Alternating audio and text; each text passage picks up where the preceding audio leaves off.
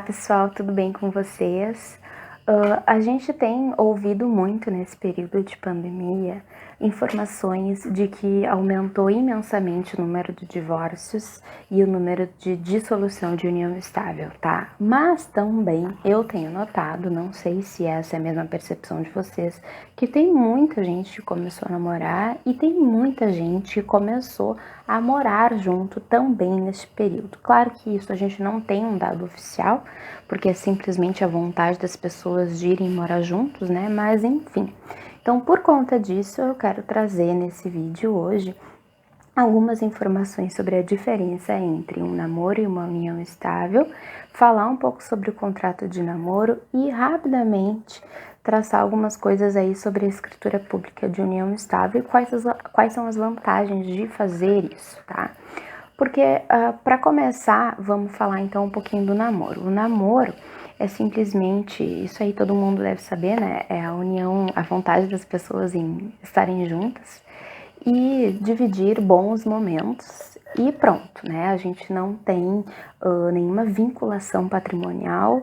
Em alguns casos, se tem uma expectativa de que esse relacionamento se torne uma união ou um casamento, mas a gente não tem qualquer vinculação patrimonial, nem direito à divisão patrimonial, nem direito de herança, tá? Em caso de falecimento aí de um desses namorados. Aí surge a possibilidade de ser feito o contrato de namoro. E quando a gente olha lá no Dr. Google, que ele sabe tudo e diz tudo, tá? A gente procura e diz que é super válido, a jurisprudência aceita e os tribunais aceitam. Não é bem assim, tá, pessoal? O contrato de namoro, ele é unicamente um instrumento particular firmado entre aquele casal, né? Então eu vou assinar com o meu namorado e a gente vai dizer somos apenas namorados e não temos nenhuma vinculação patrimonial por conta disso. Porém, se eu tiver outros elementos que caracterizam a união estável, mesmo eu tendo um contrato de namoro, não é porque eu tenho esse contrato de namoro que eu não vou ter possibilidade de discussão patrimonial, tá?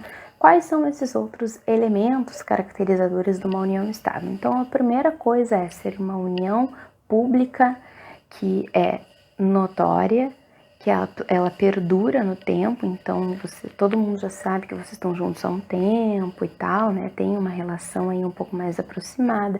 Muitas vezes as pessoas moram juntas, dividem contas, às vezes até têm filhos e querem tratar como um namoro, né, gente? Isso já não é mais namoro, a gente já tá falando em união estável e a gente já tá falando aí, e portanto, em direito à divisão patrimonial e direito de herança em caso de falecimento, tá?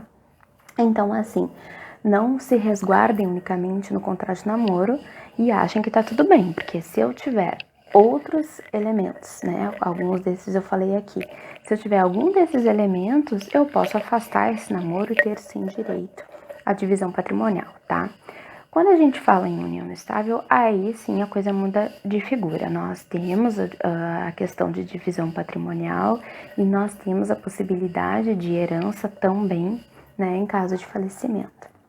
Então, assim, existe a possibilidade de ser celebrada uma escritura pública, que daí é um documento feito num tabelionato, né, assinado por um tabelião, um escrivão autorizado, portanto ele tem fé pública, ou seja, tem plena validade, e aquilo que está ali é entendido como verdade sem precisar de nenhuma prova além, né?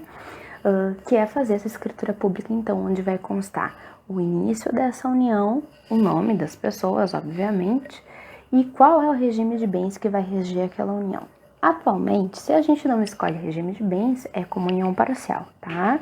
Então, é comunhão parcial, é tudo aquilo que for adquirido na constância da união, deve ser dividido em caso de divórcio, em caso de separação, né?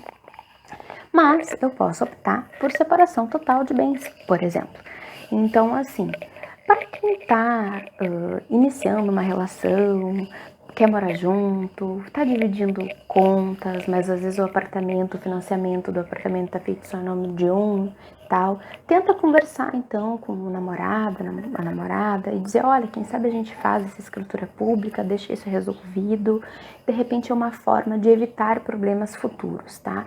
Informo também a vocês que para fazer a escritura pública de união estável, ou seja, para constituir a união, a gente não precisa de auxílio jurídico, tá? Isso é feito diretamente pelo tabelionato, mas para dissolver, sim, é indispensável a presença de um advogado.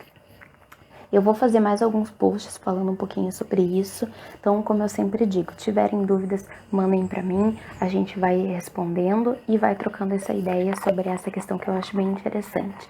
E se tu tem um amigo que foi morar com a namorada, que tá dividindo as coisas, tá formando para apartamento, aquela coisa toda, manda esse vídeo para ele que eu acho que ele pode ter interesse, tá, gente? Um beijo, fiquem todos muito bem.